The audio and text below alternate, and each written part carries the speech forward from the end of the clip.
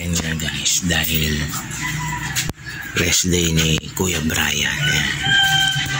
Tayo ang magluluto ngayon. Actually, nakapagsaing na ako. Ayan o. Oh, ayan o. Tcharan!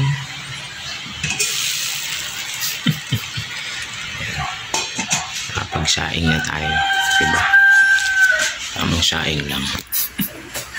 Ito ang ulam ni Boss Amir. Ito. Yan. Ulam ni Boss Amir ay itlog. Ayan. Tadaan! Masarap yan. Plato pa lang, masarap na. Diba? Pamplatuhan pa lang, masarap na. Pero ngayon, dahil maaga yung karinderyahan yan, tapos tapon basura tayo. Bibili tayo ng ulam. Kumbaga, pang-lunch natin to. Budgeted lang. Kasi wala tayong pambili. Charot. Hindi natin malakasan yung boss natin kasi tulog pa si Mayora. Yan. Pero bibili na tayo ng ulam sa kanto. Yan.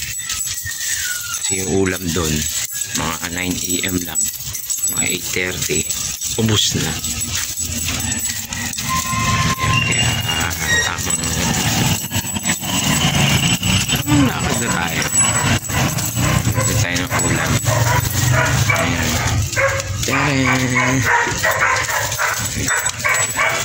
Ito tayo ulam guys ha. Nakabili tayo ng ulam. Tadaan! Hindi na natin na-picture yung kung saan man ako bumili.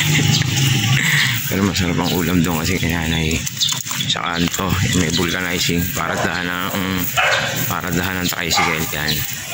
Hindi na ako bumili. Balikan natin si Boss Amir. Ayan. Ito nga guys, ang lupit nito. Ito tayo ng ulam. Ayan.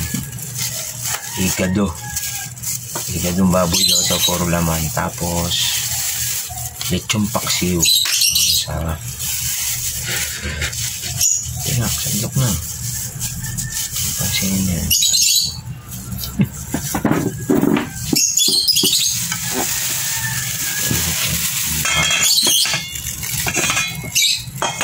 Ayan.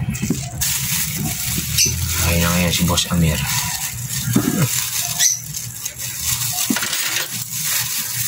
Ayan o. Sarap yan. Tadaan! Ulit yung paksiw.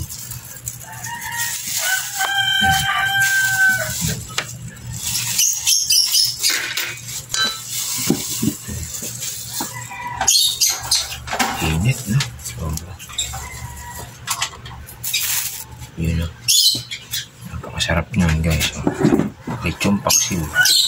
Tadaan! Kaya na.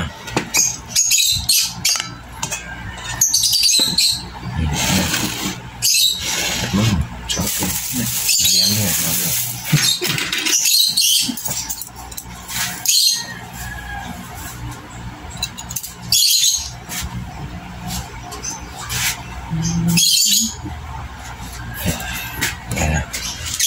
Sabi ko sa kanya, yung ulam ngayon, tanghalian namin yan. Ayan na, Boss Amir. Paano guys?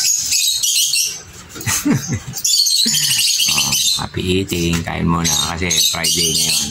Kailangan nating rest day ni Kuya Brian. Bigla siyang na rest day ng isang malupitang biglaan. Yan. Meron akong mga labahin. Kababad na. Binabad na ni Mami Jenny.